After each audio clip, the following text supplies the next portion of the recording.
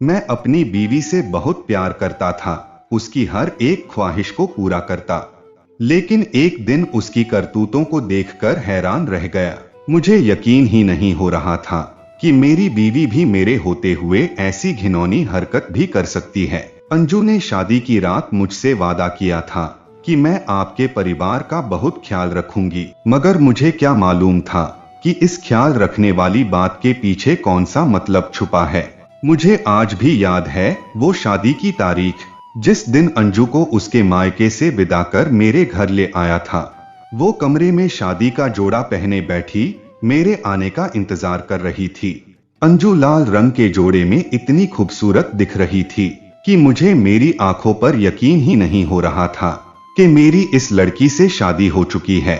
मैं अपनी बीवी के पास जाकर बैठ गया और उसे बाहों में भरकर मोहब्बत की बातें करने लगा। मैंने यह भी कह दिया था कि आज से घर की जिम्मेदारी तुम्हें ही संभालनी होगी, क्योंकि मेरी माँ तो बहुत पहले ही गुजर चुकी थी। अंजू ने अगले दिन ही घर की सारी जिम्मेदारियों का भार अपने कंधों पर ले लिया था और साथ में मुझे भी कुछ वक्त देती। लेकिन सबसे अच्छी बात तो ये थी, सारा दिन वो पापा की देखभाल करती तो मुझे बहुत सुकून मिलता। पापा ज्यादातर अपने कमरे में ही रहते थे। अंजू ने शादी के कुछ ही दिनों बाद सभी के दिलों में अपनी जगह बना ली थी। मैं घर में अकेला कमाने वाला था, क्योंकि मेरा कोई दूसरा भाई भी नहीं था और पापा अपनी बीमारी के चलते कमरे से बाहर भी नहीं निकलते थे। कमाना तो दूर की बात थी, मैं ज्यादातर घर से बाहर ही रहता था। मैं जब काम से वापस घर आता तो मेरी बीवी पापा की देखभाल में जुटी होती। अंजू के पापा के लिए इतना प्यार देखकर मैं सोचता रहता था कि कितना खुशकिस्मत इंसान हूँ जो मुझे अंजू जैसी बीवी मिली है। मैं अंजू की हर एक चीज का ख्याल रखता, उसे किसी चीज की कमी महसूस नहीं होने देता था। वक्त बीतने के साथ साथ में अंजू से बेपनाह मोहब्बत करने लगा। एक पल के लिए भी दूर नहीं रहना चाहता था। अंजू के आने से घर में चारों तरफ खुशियां थी। एक दिन पापा की तबीयत बहुत ज्यादा खराब हो गई थी। पापा ने बताया कि उनके कंधों में जोरों से दर्द रहने लगा है।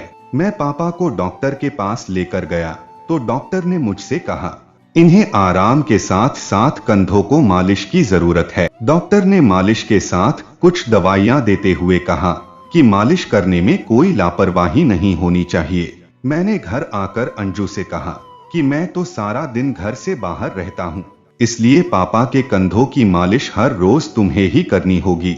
इस बात को सुनकर अंजू ने जो मुझसे कहा वह सुनकर तो मैं बहुत खुश हुआ। उसने कहा कि आप चिंता ना करें, वो मेरे भी तो पापा है, मैं मालिश करने में कोई लापरवाही नहीं करूंगी। मैंने अंजू को प्यार से गले लगाया और अपने काम पर चला गया। अब अंजू रोज सुबह जल्दी उठने लगी। सबसे पहले मेरे लिए टिफिन पैक करती और मुझे काम पर भेज देती। मेरे काम पर चले जाने के बाद अंजू पापा के पास जाकर उनके कंधों की मालिश कर देती थी।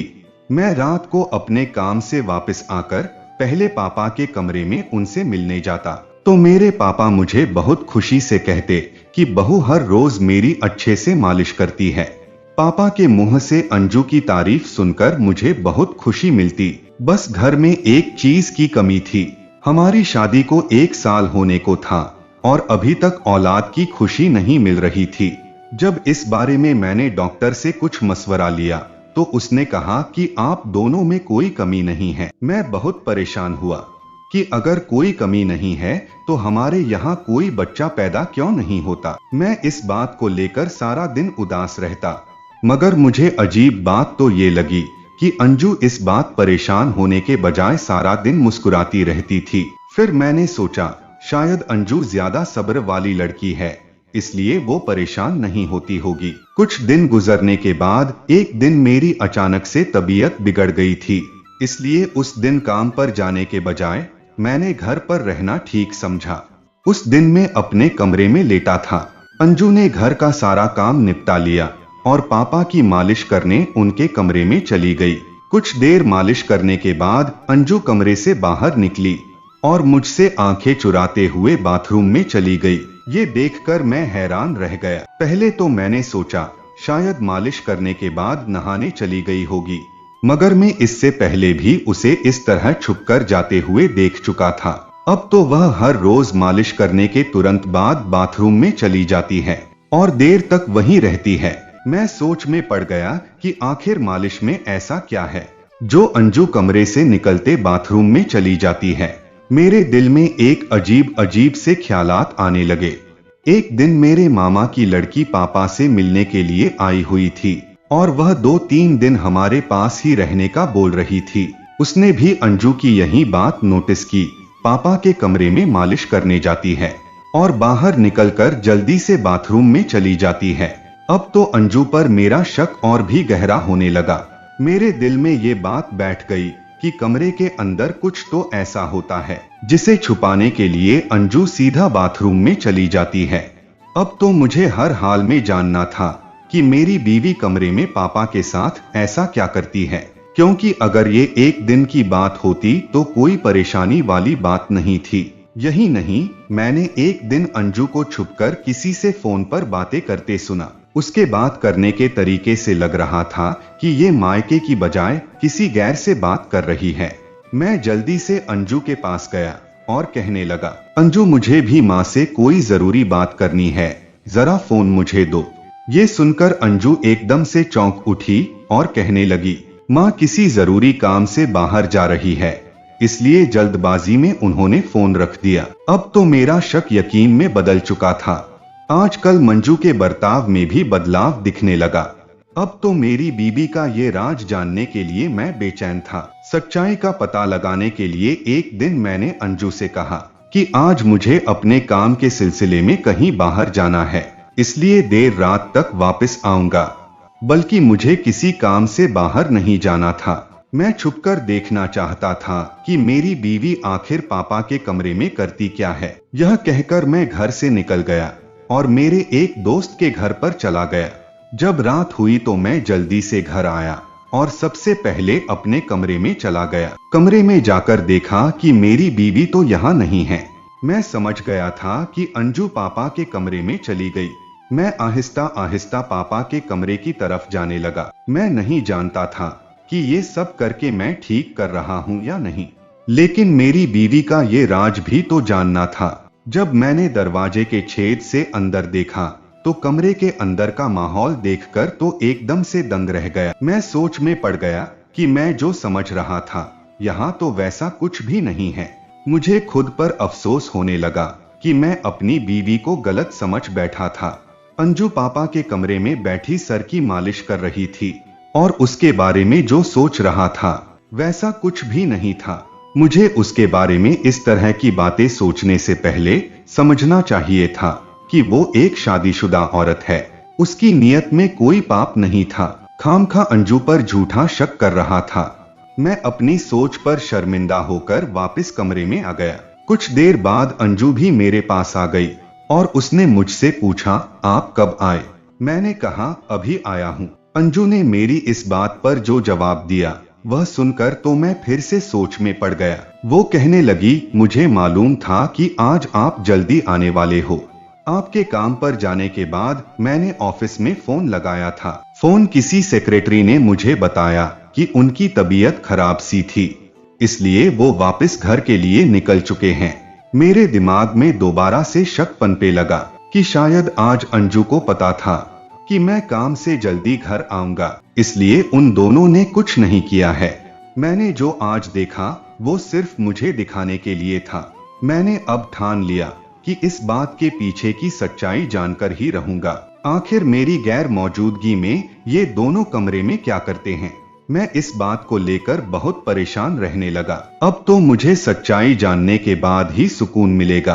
अगले दिन मैंने अंजू से कुछ कहने की बजाय सीधा अपने ऑफिस चला गया और शाम को वापस जल्दी घर आकर देखा तो अंजू कमरे में नहीं थी। मैं समझ चुका था कि वो पापा के कमरे में ही होगी। मैं इसी मौके की तलाश में था।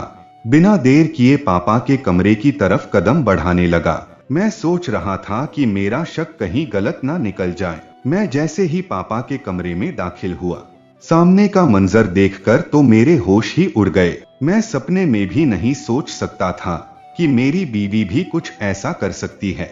जिसे मैं सच्चे दिल से मोहब्बत कर बैठा था वही मुझे धोखा देगी। एक पल के लिए तो जैसे लगा कि मेरे पैरों में जान ही नहीं बची हो। कमरे में अंजू के साथ एक लड़का भी मौजूद है और अंजू मेरे पापा से किसी कागजात पर दस्तखत करवा रही थी। ये देखकर मैं बुरी तरह से फंस चुका था। समझ नहीं आ रहा था कि आखिर अंजू मेरे साथ क्या करने वाली है, और पापा भी बिना सोचे समझे अंजू की बातों में आकर कागजात पर अपने दस्तखत कैसे कर सकते हैं। मैं बहुत डर सा गया कि कहीं मेरी बीवी मुझसे दूर ना हो जाए, क्योंकि मैं अंजू के बगैर एक पल के लिए भी नहीं रह सकता था। और मुझे जिस बात का डर था वही हुआ।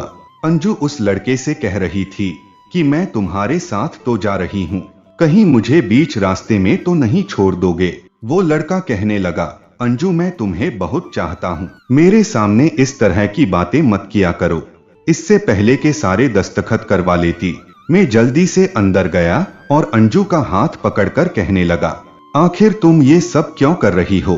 क्या मुझे धोखा देकर मेरी जायदाद लूटना चाहती हो? इतना सुनते ही अंजू के चेहरे का रंग उतर गया। उसने हैरानी से पूछा, आज आप इतना जल्दी कैसे आ गए? मैंने अंजू से कहा, पहले तुम मेरी बातों का जवाब दो। वह एकदम से खामोश हो गई। मौका देखकर वह लड़का तो भाग निकला। मैंने अंजू को गुस्से से कहा, मुझे सच सच बताओ, वह लड़का कौन था और तुम दोनों मिलकर पापा के साथ क्या कर रहे थे? मेरी इस बात को सुनकर मंजू बहुत डर सी गई और कहने लगी, मैं उससे प्यार करती हूँ और हम दोनों मिलकर शादी करने वाले थे। मैंने कहा, अगर उससे ही शादी करनी थी तो तुम अपने घर वालों को पहले ही बता देती, फिर मुझसे शादी क्यों की? अंजू रोते हुए कहने लगी, मैंने घर वालों से उस लड़के के बारे में बात की थी, लेकिन उन्होंने मेरी जबरदस्ती आपसे शादी करवा दी, क्योंकि वह बहुत गरीब से घर से था। इसलिए हमने मौका देखकर इन कागजात पर आपके पिताजी के दस्तखत लेकर यहाँ से भाग जाएंगे और एक दूसरे से भागकर शादी कर लेंगे। अंजू की इस बात को सुनकर मैं वहीं अपना सर पकड़कर बैठ गया। अब मुझे भी समझ आने लगा कि शादी के दिन अंजू ने पापा का ख्याल रखने का वादा क्यों किया था। शायद उसे मालूम था कि मेरी दौलत पापा के नाम पर है। वो पापा का ख्याल इसलिए रखती थी ताकि मौका देखकर उनको बेहोशी की दवा खिलाकर मेरी जायदाद को अपने नाम करवा सके।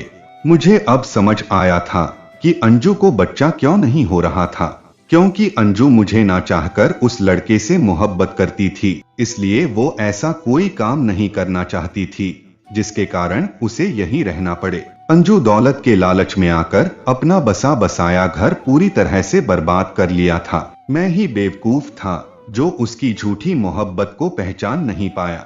अगर आज मैं घर पर ना आता तो मेरा सब कुछ लुटकर यहाँ से चली जाती। अंजू मेरे सामने हाथ जोड़कर अपने किए की माफी मांग रही थी, पर मैं इतना कुछ होने के बाद उसे माफ कैसे कर सकता था? उसने मेरा विश्वास तोड़ा था, मुझे धोखे में रखा था। मैं अंजू को दिल से चाहता था। उसने सड़क छाप आशिक के लिए मुझे धोखा दिया।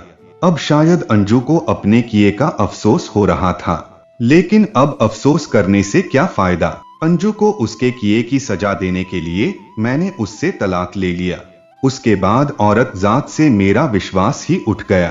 फिर मेरे पापा ने मुझे समझाया कि बेटा सारी जिंदगी अकेली कैसे गुजार सकता है, सब लड़कियां एक जैसी तो नहीं होती, अभी भी वक्त है, कोई अच्छी सी लड़की देखकर शादी कर लो। पापा के बहुत समझाने के बाद मैं भी दूसरी शादी के लिए मान गया और एक बिना पढ़ी लिखी लड़की से शादी कर ली। मैं इस लड़की के साथ बहुत खुश हूँ। अंजू ने अभी तक मेरा पीछा नहीं छोड़ा।